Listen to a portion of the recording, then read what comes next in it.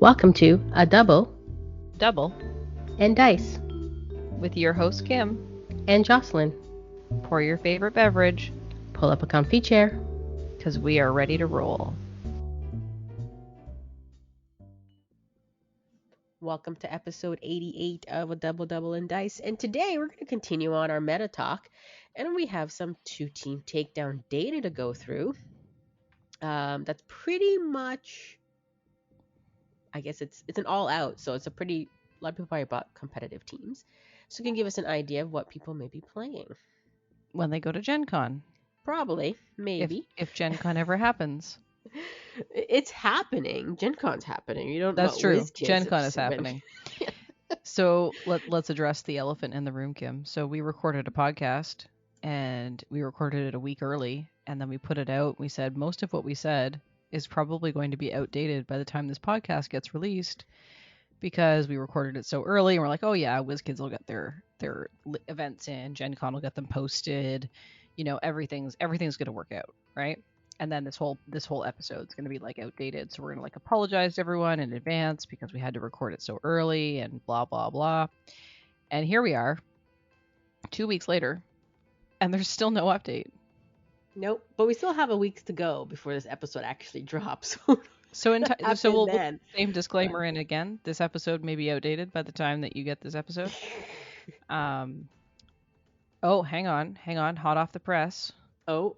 Okay, so this morning when I checked the Gen Con website, there were 17,300 and some events listed, and as of right this second, there's 17,859. So let's see if WizKids got anything listed. Let's see. Live but not live, people. Live as we record, but not live Yes, for you because it's a week live. ago. Yes. Oh, the time. Nope, nothing. Nope. Just the fan appreciations on there, right? Well, no. So I'll share this. I put this in the dice bag, but I'll share it now. I'm not going to do the whole dice bag, but I was messaging with our friend Jackalope Spam, aka Nick, and I've been keeping an eye on it. I know WizKids said they'd put an announcement out when the events went up, but you know, WizKids. So last week when I recorded this, so last week, 2 weeks ago, by the time you hear it, I sent a message to Nick that said, you know, I was going to send a picture and I forgot. And I just said, me getting all excited because WizKids shows over 60 events at Gen Con. Because it says 62 events now, Kim. It's exciting, right? I said, and then only to find out they're all Onslaught. Oh, it's another miniature game, right? It's their new D&D miniatures game is Onslaught. And Onslaught events were listed before, but they were listed under a different company. Oh, so they were listed under something called Baldwin Games. So I don't know if they just got reallocated or if they're running their own events in addition to that. But anyway, with all of that said, despite new events being added today, Dice Masters is still not listed. That's a lot of Onslaught. Holy moly. 61 is Onslaught. Yeah, 61 events. 61 Onslaught events, and then 1 fan appreciation, and no HeroClix and no Dice Masters yet. No. Oh, a lot of it's free though. Yeah, they're like learn to plays and stuff. Yeah. They're really pushing this game. Is it new? Is it fairly new or no? It just came out in January. Oh. Okay. So they demoed it last year at Gen Con. Okay. And probably other places. And then it officially launched in January. You buy like the core box. It's like, I want to say it's like $150 Canadian-ish. Expensive. Yeah, it's expensive. But yeah, they're trying it. So anyway, me getting all excited because I thought they were there, but then sad face, not yet. Nope. Crying no emoji. page.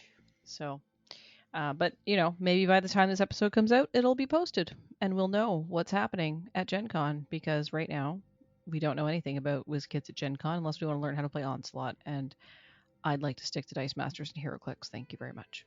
And it's about 2 months away till Gen Con. Yeah, almost exactly 2 months away at the time we're recording this.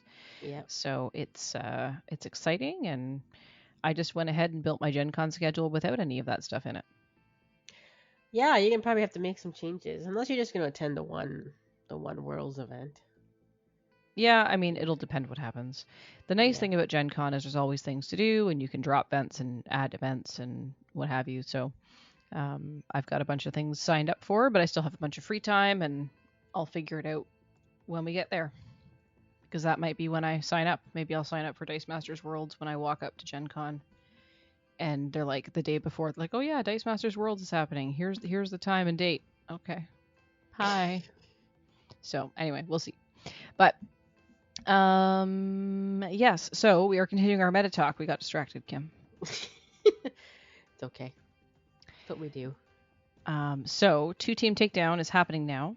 It is currently on its way. Yes, we're into round 2 of the time of this recording. Yep. That means, and Kim, you've played one whole round. one whole round. I have not played my round 2 yet as of the time of this recording. So we should stop saying as of this time of this I recording. know. People are going to get annoyed. I'm getting annoyed, and we're saying it to ourselves. So tell us about your teams, Kim. Did you tell us about your teams last time? I don't think so. Like I remember my team. I'm running. You've played it once. A few times. I played it a few times. I'm running a fun team, I call it. It's Okay. my blank Franklin's Galactus team. And I paired it with Psylocke, who has Overcrush when she's fielded. Mm-hmm. So pretty much, and I have a discount with Black Swan. So Black Swan gives 2 less on shield characters. So my team is about 6 character shields. Okay, so Franklin's Galactus No Mercy. Yeah, no. Earth Shatterer. Okay. It's the blank one. Yeah, I'm not common. good with the subtitles yet. I'm still learning. Common. It's common. And then the Psylocke is what one? Is the uncommon Telepath. Yes. All right, so Kim, in front of me, I have this fancy dancy spreadsheet. Yes. About the number of times these cards show up in teams in the 2-team takedown. So how many players do we have in the event? 20. 20? That's a good number. So that means there's 40 teams. Because everyone has to have 2 teams. Okay. Completely different teams. All right. So would you like to guess how many times Psylocke Telepath is in this tournament? 1. You are incorrect. Oh, somebody else is running it. There are 2 Psylocke Telepaths being run in this event. And then you said, what was Franklin's Galactus? Earth Shatterer. Earth Shatterer, isn't that what I said? Oh no, I said something else. Oh yeah, Earth Shatterer. There it is. Franklin's Galactus. Would you like to guess how many of those there are in the tournament? 1. Yes, it is ranked 158th out of 162 cards. Although I don't know how it specifically gets that placement unless it's like alphabetical or something, because it's basically tied with all of these other cards that there's only one of. So just, for the sake of argument, there are a grand total of 181 cards that only appear once in the event. Yes. So that's very interesting. However, okay, so you have Franklin's Galactus, Psylocke, and your shield team. Yep, pretty much my shield team. I have a spin-up global. I got one to, field Mr. Galactus just in case he lands on his 4th level. I got Namor, which is a rare one, which makes your opponent pay 3 life to declare blockers. So I got some. Namor leading the Cabal. Yes. There are 4 of those, and he is ranked 29th. Yeah, so not much people have it. And I put Emma Frost on here. 4 people have it. 4 people have it, yeah. Not much. Emma Frost is the uncommon, which is when she's active at the start of your opponent's attack step, reroll target character die. Yes, control. Emma Frost Manipulative, who we've talked about several times on this podcast. Yep. And you and one friend are playing that card. Yeah. Yep. So that's a very good card. It is a very good card. Yeah. Yeah. You just have to have that force attack to trigger it. Yes, which I do because I put on slingers. Nice. So Slingers is ranked 11th. so the global is must attack global for a mask. And I think my downfall already, even though I've played one game, I put pirate broadcast on here, Yes. and it's kind of been hurting me. I just saw Pirate Broadcast. It was It's hurting me. relatively highly ranked, I believe. So that one is pay a generic target global ability cannot be used until the start of your next turn. Use this global ability only once per turn. Ranked 28th with 4 people using it, so 3 plus you. Yeah. So this is my fun team. It's just a trying to win with a blank Franklin's Galactus. I mean, why not? So what's Yeah, your why other not? team, Kim? My other team is Master Mold? no Apocalypse team. So this is the Apocalypse from Secret Wars. This is the super rare. He's a wicked supremacist. Yep. You and 5 others are playing wicked supremacist. I actually did not play this one in my first round. So I will start with this team in my second round.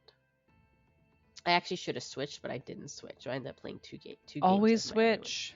I know. I should have because there was a global on here that would have helped me. Always switch, Kim.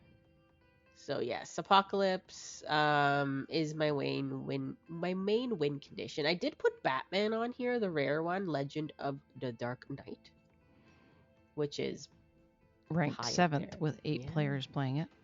So that's my backup win condition. Again, I got to spin up on here to get Mr. Apocalypse up high. I have the prep global of Wolverine. Okay, so remind players that are listening what Apocalypse does. Yep, so he's Overcrush. And while Apocalypse is active, when you feel the character die, deal 2 damage to target character die. And?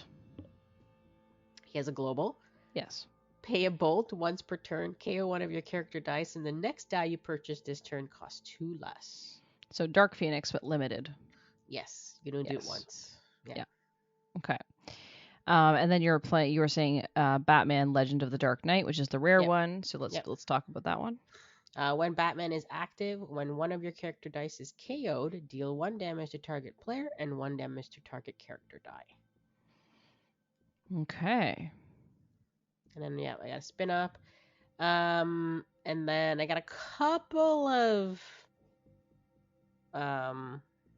what do you call it? Oh my goodness. The word escapes me. Oh my goodness. Globals, actions, characters. No. Okay, I got Invisible Woman on here, which is a super rare Invisible Woman. Mm-hmm, Control. Control. When fielded, reroll two target character dice, and all of your character dice get +3 attack until end of turn. So again, trying to get Mr. Apocalypse up higher a little bit because of his Overcrush. And then hopefully I can reroll out some big guys. Right. Leaving not a lot of blockers. Yeah. That's a good strategy. So those have been pretty much going hand in hand. I did put Anti-Monitor on here, which has the Intimidate, just in case you came up against some Master Mold teams. Mm-hmm. And then when fielded, reroll target character die. So well, considering there's 8 Master Mold teams in the I may get players, you're probably going to get one at some point. Yeah. So we'll see. Right now I'm at the bottom of the list because I lost my first round. Yeah. Terrible rolls. But yeah, so that's I have a fun team, and this one's a little semi-competitive, I guess. Competitive-ish. Apocalypse. I don't know. He hasn't really. What was he on the list? Apocalypse was. Let me go back to it. I think it was 28. Okay, no, that was so Pirate Broadcast. Oh. Okay. Apocalypse was 17. There are so 6 he's not that high up on the list. There's 6 of them. Well, let's talk about what's high up on this list, Kim. Yes. Because it's not win shocking. It's not shocking. I thought it was shocking. Really? I'm not shocked at all. The number 1 card on 12 teams is how could it be on 12 teams if there's 20 players? Because remember, you have 2 teams per player. Oh right, so it's 40 teams. Yeah. Okay. Don't mind me, just doing math. It's been a long day. I've worked 8 days straight. Mr. Sinister Dark Experimentation, aka Pay 2 Generic Global and Field Psychic and Prep Psychic. And that is all that anyone knows about that card because that's all everyone uses it for. Pretty much. In second place, we have Dark Phoenix Destructive Force, which all that matters for that is it says pay a bolt and KO one of your character dice. The next die you purchase this turn costs 2 less, and you can stack that one, unlike Mr. Apocalypse. And in third place, we have Molecule Man Megalomaniac, which is the uncommon, and he has Deadly, and he also has, guess what? A global. Pay a shield. The first character you field this turn is free to field. So, are you sensing a trend here, Kim? Mm-hmm. In fourth place, and this does not surprise me at all. If anything, it surprises me it's only in fourth place. I would have thought to have seen it on more teams because we haven't had it in a while. Is Distraction, just the basic action, which has the global ability. Pay a mask. Target attacking character die is no longer attacking. And then we have Villainous Pact, which has another global. A global.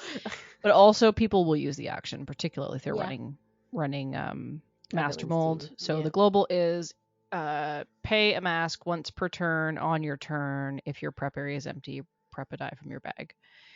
That might not be the exact wording, but that's the messaging. The actual action says your opponent chooses one of their non-villain character dice. All other non-villain character dice can't block this turn, which is the trick to making a Master Mold team work. Not that it's like the only way to do it, but yeah, but your tokens are not villains, though. Yeah, that's right. You want to use it when you're attacking. Mm-hmm. So your tokens can go ahead and attack, and your opponent can't block them, right? No, that's true. Yeah. Unless they have a villains team.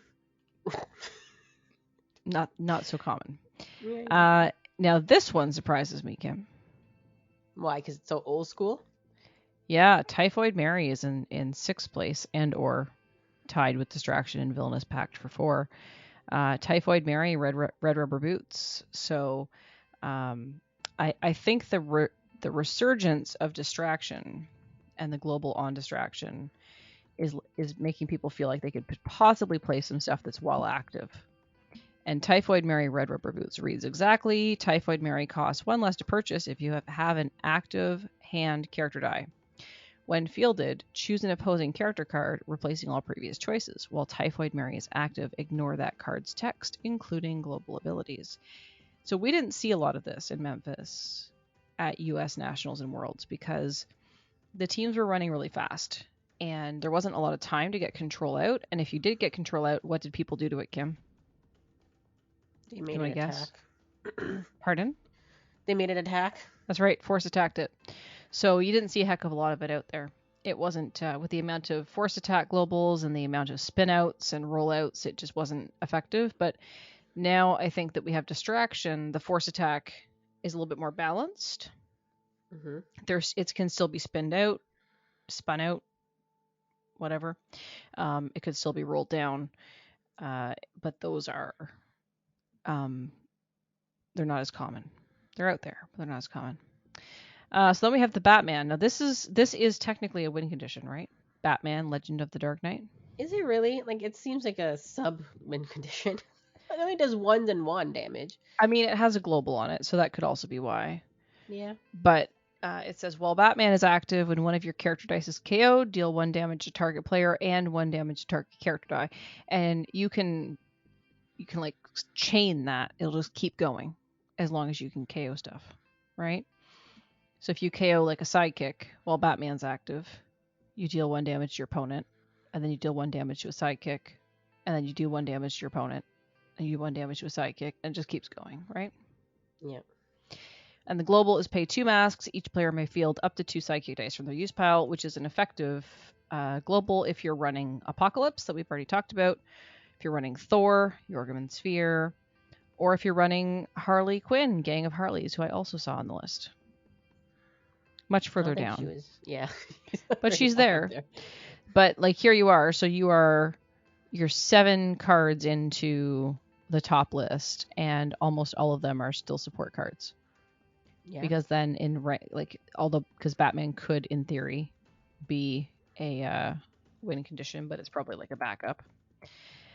And then you have Invisible Woman in 8th place, also Dr. Richards. She gets +1 attack for each of your other Fantastic Four character dice. And guess what she has? A global. Pay a mask. Target character die must block this turn. So there's a global. Then we have in number 9, Wolverine, Your Play Hero, which has A a global. And then we get to our very first real 100% win condition. In 10th is spot. Master Mold, Endless Sentinels on 8 teams.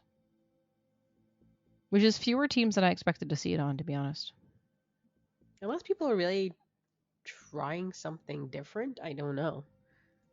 I figured if you had 20 players that you would have 20 Master Molds.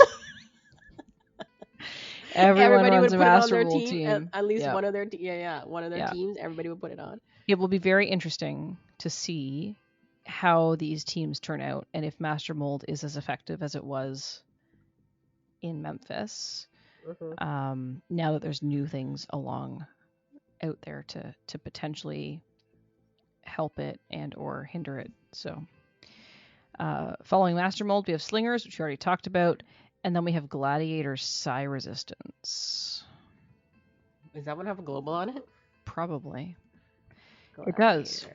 Yes. It has Intimidate, and it says Global, pay a fist when you attack. Your character dice can't be the target of action dice or global abilities until end of turn. This is a good one for all those distractions. Yeah.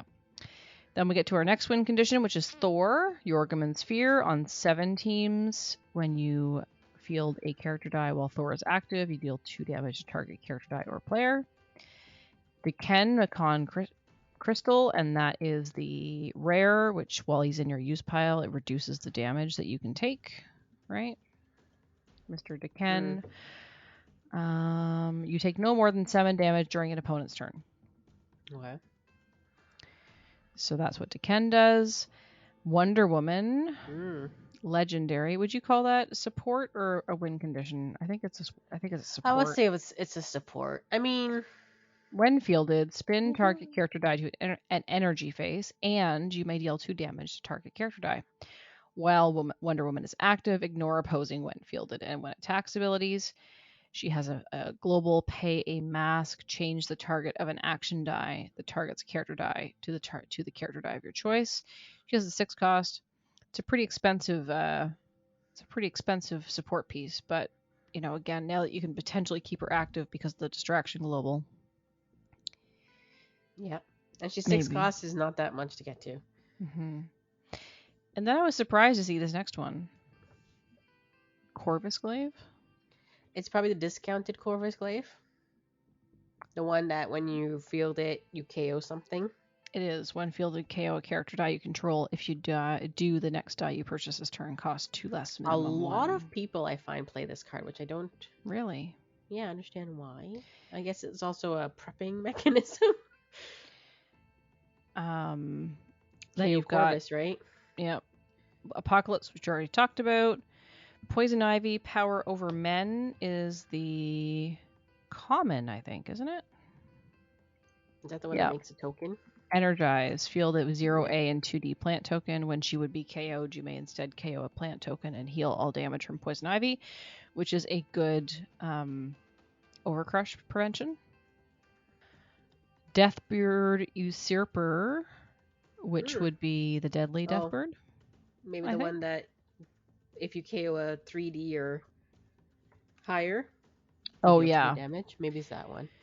Well, Deathbird is active when you KO an opposing character die with 3 defense or greater, deal 3 damage to your opponent. So yeah, some of this while active stuff that we hadn't seen a lot of for a while is starting to sort of potentially come back in, because that was on 5 teams. Orion is probably just on there for the global. Orion military calendar. If you don't have a non-active sidekick character die, Orion costs 2 more to field. No, thank you. That's just nobody's gonna buy that unless you really need the stats for some reason. Yeah. And then we have Spider-Gwen, the Spectacular. I'm just gonna go a couple more cards down here, Kim, because we've been going through them all. And Spider Gwen, the spectacular, is the uncommon, and she really is spectacular. When fielded, deal 5 damage to target character die. Spider Gwen dice can't attack the turn they are fielded, and also has a global. Pay a bolt. If target die deals combat damage to your opponent, put it in your bag instead of the use pile. Then there's Drax, the pacifist, which is when you field Drax, you name an opposing character card, and you can't purchase or field that die while Drax is active. Black Widow, Widow's Hunt, which is the rare Black Widow from Infinity Gauntlet, that when it energizes, you spin a die down, and if you are on level 1, you can spin it to an energy face. You got Dark Phoenix Malevolent, which is there for probably the global, but could also be a backup win condition, because that's the one that when it takes damage... Oh, no, it's not. That's the one that says Dark Phoenix costs 1 less to purchase if your opponent has a X-Men character on their team. When fielded, KO target character die. If it's an X-Men character die, deal your opponent 4 damage, and then it has the global on it. So, which is the same global, the KO global. So the other Dark Phoenix that is on there is the Destructive Force, the first one, which is when an opposing character die damages Dark Phoenix. She deals that much damage to the opponent. So, and then you have in 25th spot Robin Flying Grayson, which has dual purpose control, right? Yes. Yep. So it's got the when fielded, deal X damage to target character die, where X is the number of character dice in your field zone. And it has a global. The first character you field this turn is free to field. Is it me, or is like globals out of hand? Yeah, that's what I find. I thought the top 10 is very shocking because majority of it is majorities for the global. I mean, you always find the globals and support pieces in the top 10 as compared to the win conditions anytime I've looked at this, because those globals and or support pieces are useful despite what type of team you run. The win condition is usually lower on the list. So that is super, super interesting. So I was surprised that Jubilee was not up there. She's not down till rank number 40. And Molecule Man Cheeseburger Eater is at 39. I thought he would be up there. That's the super rare Molecule Man. And then I thought Harley Quinn Gang of Harleys would be higher up. There's only 3 people playing that. She's in rank 33. And I didn't see a single Barry Allen. No. Shocking. I'm shocked about that one, actually. I guess people don't think it's like great. I don't know. And it looks like only 3 people are trying the alternate win condition with Black Panther. Oh, I hate that card. I hate it. I hate it. Let's read it. Is that the right one? Hang on, let me check. Oh, maybe. I don't know. Maybe not. No, hang on. Toppling Doomsdot. It's it's the rare. Energize. Your Fantastic Four character dice get +2 attack this turn. While Black Panther is active, when your opponent fields a character die, you may re-roll one of their other character dice. So that's a good one. It's a 6 cost, though. I hate it. Look what number 30 is. I know. Number 30 is hashtag Spider-Man Forever, rare Spider-Man Forever, number Public Menace. I can't even talk. Hashtag rare Spider-Man Forever, Spider-Man Public Menace is in 30th place with 4 appearances. So yeah, this is very interesting. There's 40 teams obviously involved. There's 162 unique cards on the 40 teams. Would you like to guess, Kim, how many globals are on each team? Even I can see the data. Well, just make a guess, like if you didn't know the data. Well, considering how many globals are out there, is 8 cards in a team plus 2 is 10. 6. Yeah, I would have guessed 6. The average is 5.1, which means that there are absolutely teams that are running well over 5 globals in order to make that happen. So, you know what makes that tough to like keep in check? Not only have to keep in check your own globals, but your opponent's globals too. I know there's a lot of globals so much out there. Yes, there's so much to. Yeah. I have to take a second and look over globals because you'll forget easily if there's that much on teams. Yeah. Surprisingly to me, Kim, Mm-hmm.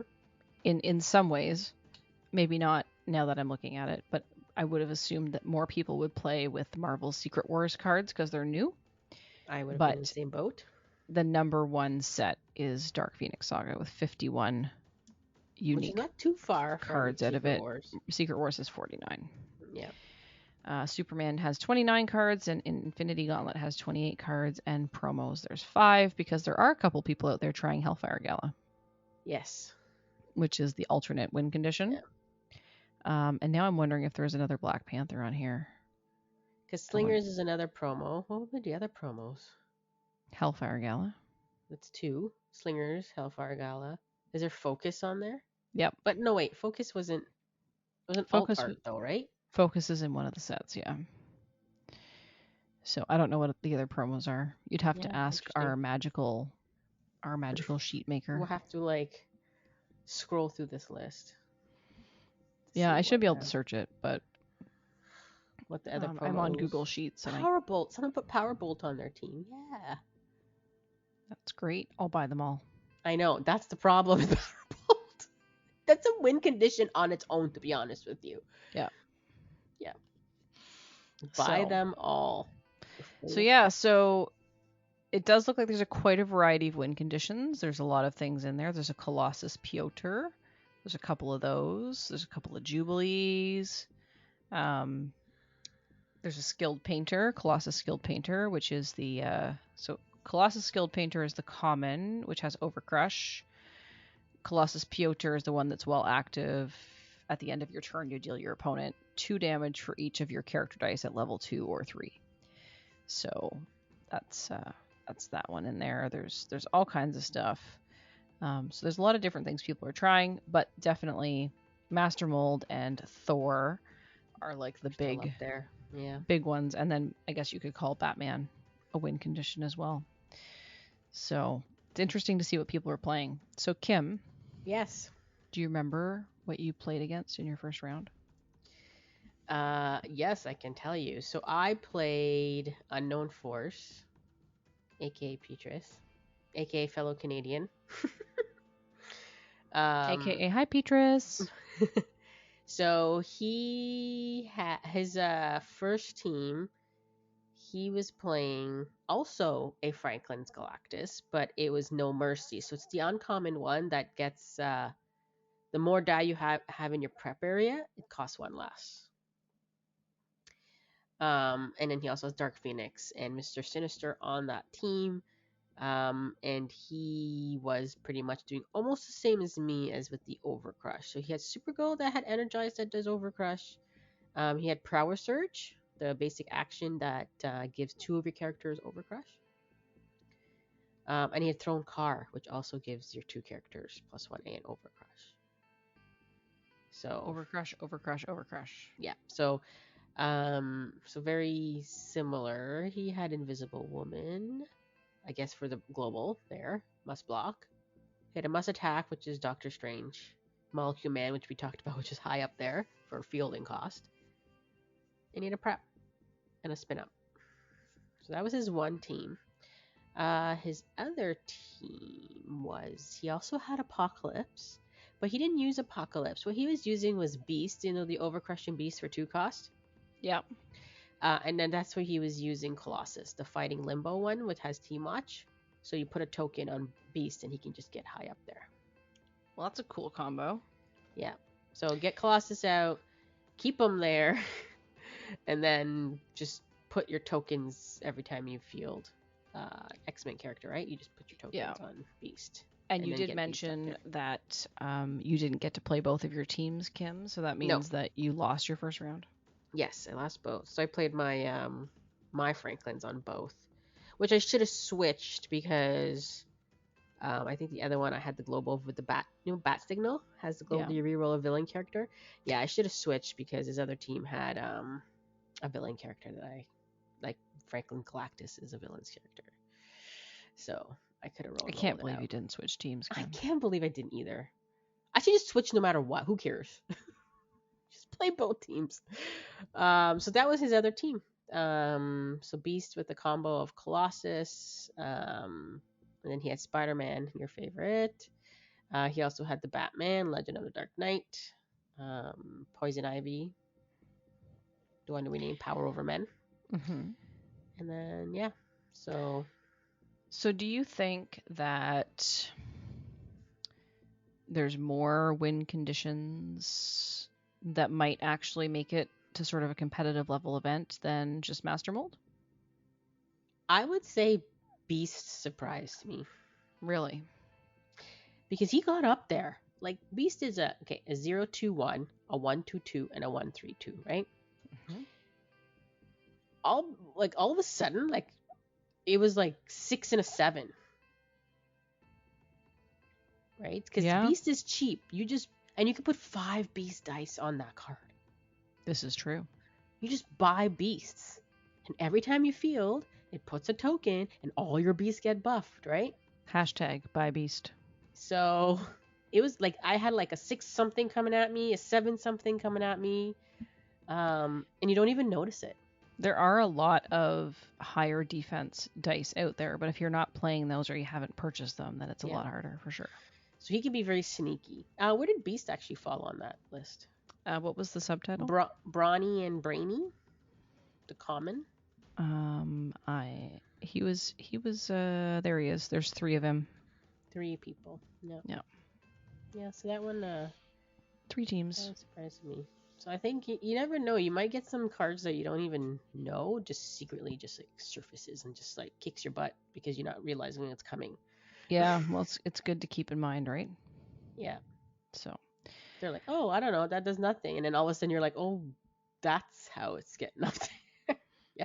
So do you think that Master Mold and Thor are going to end up in the finals, or what do you think? I don't want to see it there. That's not the question I asked. I know. Okay, we'll do prediction right now. Ready? Yeah, ready. The prediction episode, people. Episode number 88. One Master Mold. The other team will not be either or. Interesting. I guess we will see. Yeah, that's my call. You? I have no idea. I haven't paid attention enough. I think Master Mold will make it up there. Yeah, I would love to see neither of those make it. I think I'm going to predict this to be a Master Mold versus Master Mold final. Yeah. Okay. Yeah. I'm thinking Master Mold versus something that we didn't see coming. Yeah, I think that both the final players are going to be some of the 8 people that are running Master Mold. That's just my prediction. Unless it gets banned. Well, it's not going to get banned in the middle of the 2-team takedown tournament. No, I mean for the Gen Con, for the Worlds. No, I'm just talking about 2-team takedown right now. Oh, you're talking about 2-team takedown? Yeah. No, neither. You don't think Master Mold or Thor are going to be in the final? No. I disagree. Definitely not Thor. But you don't like playing against Thor because Thor is amazing. I hate Thor. Hate it. But yet you should hate Master Mold, and I played that team and I liked it. So. Kim, you've gone to the dark side. I like Master Mold. I do. But no, okay, so we're talking 2-team takedown, then I'm going to say neither. Okay, I'm going to give it to the little people here. Kim. I'm giving it to the little people here. So we bet like your car, right? You're going to give me your car. Right. Yeah, I'll give you my Mazda. I don't want your Mazda. I want your Subaru. But no, I don't. I'm gonna go with neither. Yeah, I'm gonna say that there's gonna be 2 Master Molds in the finale. 2 Master Molds. All right. Yep. I mean, there's 4 teams in the finale, right? Because it's 2-team takedown, but 2 of those teams are gonna have Master Molds. Well, so. Yeah, they can't be repeating anyway. So yeah, that's my prediction. So on that note, it'll be interesting to see how these games play out. It's a little early to do any predictions at this point. But like as far as like who's going to win or which Master Mold teams is going to be and, you know, things like that. But it will be interesting to see what happens, A, in the 2-team takedown, and B, if WizKids ever announces a ban list. And I think that might be a good way to segue into our dice bag, Kim. Mm-hmm. So quite of a dice bag. Pardon? Quite of a dice bag. Yeah, we got quite a lot of feedback here. So let's start with our good friend and past guest of the podcast, Craig Hubner, who commented on our website post at dm-north.com. And he said, I sure hope the world lets you have your way. And I think he's talking to me. With the overpowering ability of Master Mold being the creation of tokens, and with tokens being overpowered that they cannot be spun or rerolled, they are just so much better than character dice, with the current set having such good reroll and spin to energy abilities. If we do get to see Master Mold banned with those support cards you talked about, the game just shifts to having other very fast competitive abilities that don't seem like they can be shut down quick enough to make the game competitive for various teams. Hopefully we'll have some details about what to expect for Gen Con by the time you record your next show. So unfortunately, Craig, we don't have that yet. No. But maybe by the time the episode launches, we will, and then the whole episode will be out of date. So that was Craig, and thanks, Craig, for commenting. I think Master Mold being overpowered is a theme of what we're going to hear here. We also heard from everyone's fave hero, Donnie, on the YouTube. And Donnie said, I agree, slowing the game down brings joy to it. That is one of the reasons I quit playing Yu-Gi-Oh! Winning on the first few turns, you don't get to experience the team as a whole. It would be interesting if they created a card that stopped tokens from being fielded. So that's interesting. Donnie's suggesting a future card ability of some point. Then nobody will ever play Master Mold.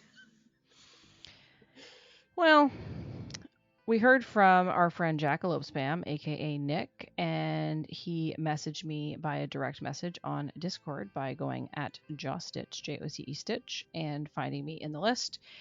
And he said, I think you've already said most of my thoughts. He said he would just probably emphasize that distraction is important and could slow or stop Master Mold. He said the Memphis Master Mold team, the 3M, if you will, is primarily used a force attack global as removal. So any amount of control you put on 3M was gone with a global. There wasn't a good way to stop this. Arctic Breath to stun your own character was slow, and True Believer put you at 2 energy to their 1. So True Believer, we talked about that last episode. It had a global on it, pay 2 masks, remove target character die from the field zone, return it at the end of turn. I ran that on my team as well. Arctic Breath is a basic action that allowed you to put a stun token on target character die. It didn't have to be an opposing die, so you could stun your own die, so it couldn't attack or block. And then if you're stunning your own die, then obviously you don't want to force attack or block it, and you don't want to pay 2 energy or 2 life. What do you pay to remove a stun token? I can't remember now. 2 energy. 2 generic. 2 energy. You don't want to pay 2 generic energy to take the stun token off because you put it there on purpose. So wait, so if someone force attacks, it overrides it? No, it can't be force attacked because it can't attack or block. Interesting. Yeah. And the way Arctic Breath is worded, it just says target character, so you can target your own character. I never thought about that. He said now with distraction, you can keep a Drax, Typhoid Mary, Wonder Woman on the field longer with a single mask, and that's what we were just talking about when you looked at those stats from 2 Team Takedown. Those cards were all pretty high up in the list. So he said it's not about stopping their attack as much as it is making them put more effort into beating your control. There are ways for you to stop the Memphis Master Mold team, but that meta allowed for easy ways to counter your control. Now the team needs to adapt to better ways to stop control. The 3M team, Memphis Master Mold, will need more card slots for that and potentially therefore have less efficiency. He said, if I remember right, and I can check, Drax and Mary were hardly used in Memphis because of force attacks. It was hard to keep any well-active strategies around. Distraction will help a lot. It will also help Thor and Colossus teams keep win cons in the field as well. And I just chimed in back with him and said, yeah, also why Thor and Jubilee were rare and why I ran the True Believer Global, because those force attacks were just rampant. And then he continues, if we're going to go down a list of things to ban, he says, I hate force attack globals. Your opponent can remove your combo pieces and control before their turn. Otherwise, most removal happens on your own turn, meaning the opponent has an entire turn to try and recover. So I think for me, It's the unlimited nature of globals that I dislike. Like we talked about last episode, I like Apocalypse because it's limited to once per turn, whereas Dark Right. Phoenix stacks, so you can do multiples, which is great if you're buying something cheap. But it's also, you know, sometimes it's kind of gets out of hand. Yeah. So I said, the old Black Widow Force Attack from Avengers Infinity campaign box, that was perfect. It was once per turn, target character die must attack. Um, and I think that the whole unlimited nature of some of our globals, Force Attack, Force Block, has made it perhaps get a little bit out of town, a little bit I out of agree. hand. So he agreed that Black Widow was fine. A lot of globals are already limited to once per turn, and he thinks most others could be as well. He'd even potentially go so far as limiting distraction and force blocks to once per turn. I don't want distraction limited because I want the game to go longer. He finalizes this with, I think the only globals that shouldn't be limited are ones that affect stats. Increase +1 attack, increase +1 defense, affiliations, and maybe stat flips or attack swaps could be not limited. So yeah. So that was Nick's thoughts. So he agrees that, he didn't say it here. I think somewhere else in our chat that perhaps I forgot to record in this document. He said something about he agrees that master mold is the problem. Yeah. So I'm just gonna go back and check here.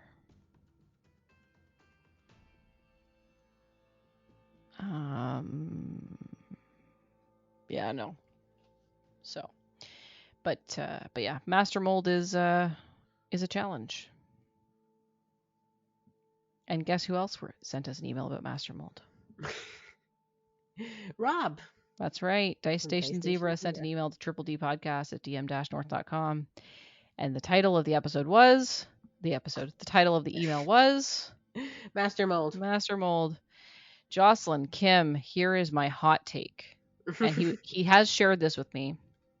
So he was recording a Lego stream, and we were talking on the Lego stream after the podcast came out, and we talked about it on the Lego stream, and then we also talked about it earlier today in case he didn't have time to send an email.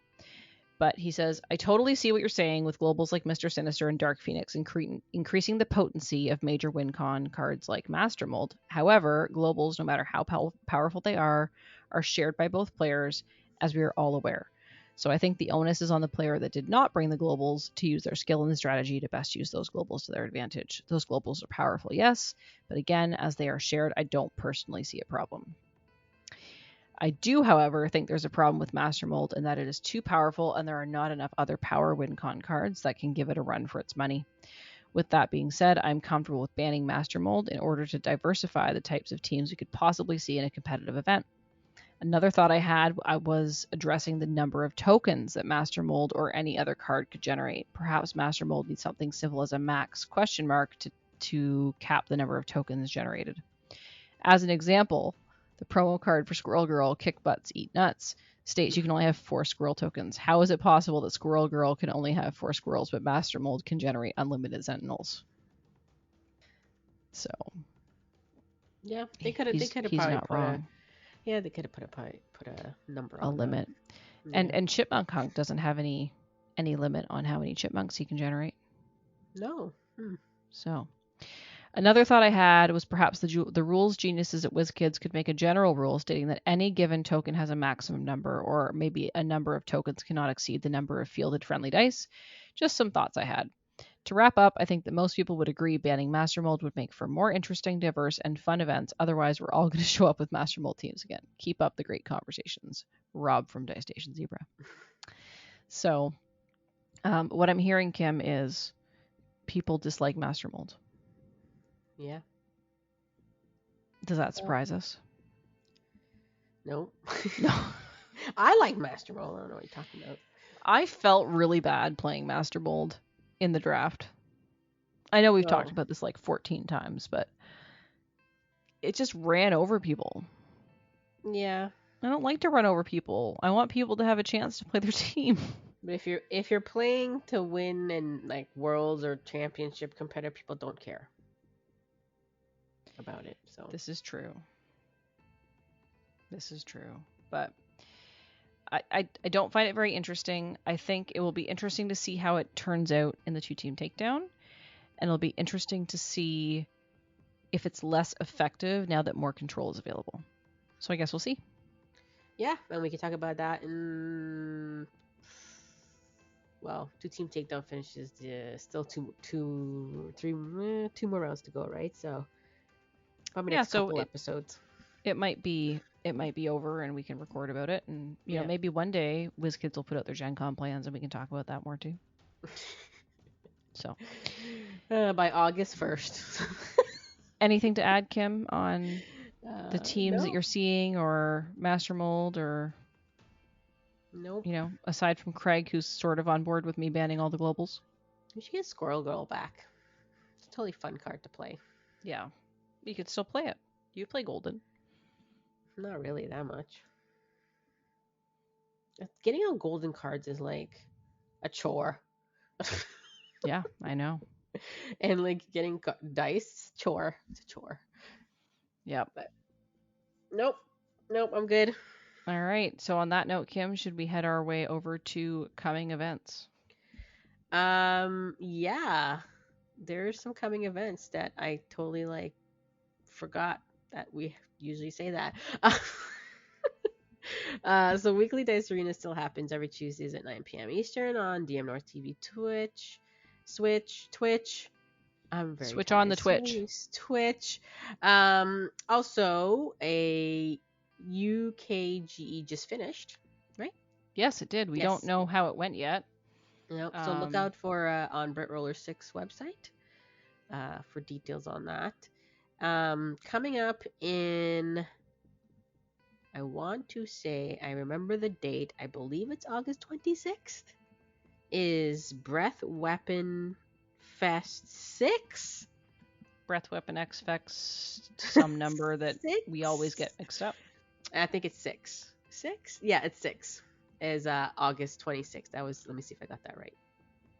Yes, August 26th, which is a Saturday. So it's a 1-day online tournament. And it's a very interesting one because you're only allowed one card on your team. With 20 Interesting. Are you going to play, Kim? Yes. So far, that's looking good for me. I just don't know what my one card would be. Well, you have time to figure it out. Yeah, because there's 1 million cards to choose from. So. Anyway, so that is the format. I told Rob, I'm like, it's like the one card to rule them all. So see, he has a theme now. There you go. Lord of the Rings. So that's the next 1-day tournament. 2-team takedowns happening right now. And that's it. And Did I miss Gen anything? Con eventually. Con, yeah, August. First week of August. Yeah, I heard something that DM United was going to run a Dice Fight XL sometime in the summer. Yeah, that's usually also. I think it's July. Yeah, it might be in July. I don't think they've officially announced it yet. Yeah, no. I haven't heard anything, but I haven't seen the announcement, so I'm sure. No, they just mentioned it on the last podcast. Yeah, so I think they gave the date, but July. I don't remember. It's probably July. Sorry, if Breath Weapon X happening in August, they're probably July. Something like that. Yeah. So anyway, there's always ways to play Dice Masters, including Tuesday nights with Kim over on dmNorthTV's Twitch channel, and we would recommend that you do that because it's lots of fun. The other thing I wanted to mention, Kim, is that I have been seeing some newer players poking around in like the Facebook groups and the Discord. Names we've never seen before. People are finding the game. So all of that is really fantastic news. I think maybe some of the Secret Wars stuff is helping with that. So if you're a newer player that happened to be listening to the podcast, we'd love to hear from you. How did you find it? How did you find the game? How are you finding the community? Are you getting some games in online? Do you have a local scene? Let us know. Reach out to us in all of the places that I'm about to tell you about, and we would love to hear from you. Right? Cool. Yes. I think that's all we got for tonight. So thanks, Kim, for another great episode of A Double and Dice, and we hope that you enjoyed it, and we'd love to hear if you did or didn't. Hopefully did. And you can do that in all of the following places. You can send us an email to tripledpodcast@dm-north.com like Rob from Dice Station Deeper did. You can drop a note on our website, dm-north.com, like Craig did, or you can go onto our YouTube channel, youtube.com/dmNorthTV, and leave a comment on our episode, which is put up there as well. You can Like Donnie did. also, like Donnie did, you can also find us on Discord. We have our own Discord channel, dmNorthTV, and there is a Double and Dice channel in there for conversations. So you can go ahead and drop chatter about the episodes in there. You can also at us on Discord. Kim is at SuperK. I am at JoceStitch, JOCE Stitch. And you can also find us on all the socials, which include Facebook, Twitter, Instagram, and TikTok at dmNorthTV. So until next time, on a double and dice.